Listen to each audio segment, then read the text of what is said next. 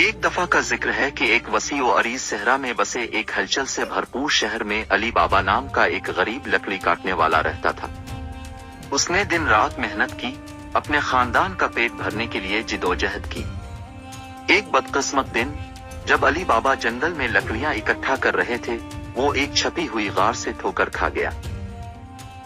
علی بابا کا تجسس بڑھ گیا اور وہ احتیاط سے غار میں داخل ہوا۔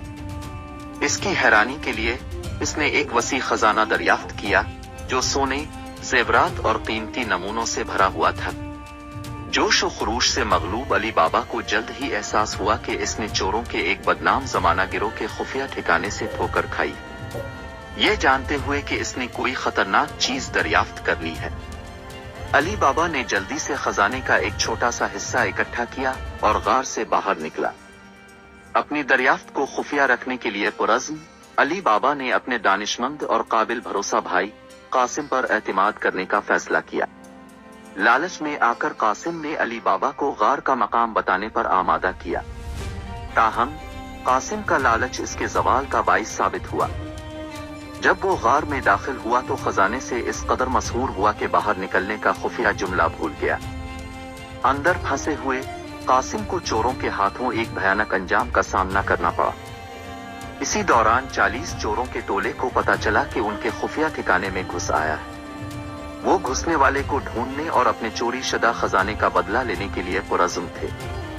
اپنے ہوشیار اور وسائل سے بھرپور رہنما کی قیادت میں، جسے صرف کیپٹن کے نام سے جانا جاتا ہے، وہ علی بابا کا سراغ لگانے کے لیے نکلے۔ اپنی جان اور اپنے خاندان کی حفاظت کے خوف سے علی بابا نے مورگیانا نامی ایک عقلمند عورت سے مدد طلب کی۔ مورگیانا اپنی تیز سوچ اور تیز عقل کے لیے مشہور تھی۔ انہوں نے مل کر چوروں کو شکست دینے کا منصوبہ بنایا۔ مورگیانا نے اپنے آپ کو ایک عاجز نوکر کا روپ دھار لیا اور کیپٹن کے گھر میں ملازمت حاصل کی۔ اس نے چوروں کی سرگرمیوں کا مشاہدہ کیا اور علی بابا کے گھر پر حملہ کرنے کے ان کے منصوبوں کا پتہ چلا۔ مورگیانا نے اپنی چالاکی سے علی بابا اور اس کے خاندان کو بچانے کی حکمت عملی تیار کی۔ حملے کی رات مورگیانا نے چالاکی سے چوروں کو الجھتی ہوئے علی بابا کے پڑوسیوں کے دروازے پر نشان لگا دیا۔ اس کے بعد اس نے جار میں ابلتا ہوا تیل ڈال کر اور دروازوں کے اوپر رکھ کر ایک جال بچھا دیا۔ جیسے ہی چوروں نے گھروں میں گھسنے کی کوشش کی، وہ ایک خوفناک موت سے ملے۔ علی بابا اور اس کا خاندان اپنے گھر کے اندر بحفاظت چھپے ہوئے چوروں کو شکست ہوتے دیکھتے رہے۔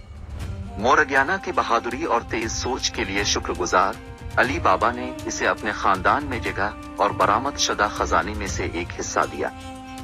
علی بابا کی فتح کی بات پورے شہر میں پھیل گئی اور وہ ایک قابل احترام شخصیت بن گئے جو اپنی دیانت اور وسائل کی وجہ سے مشہور تھے۔ اس نے جو خزانہ دریافت کیا تھا اسے غریبوں اور ضرورت مندوں کی مدد کے لیے استعمال کیا گیا، جس سے شہر میں خوشحالی آئی۔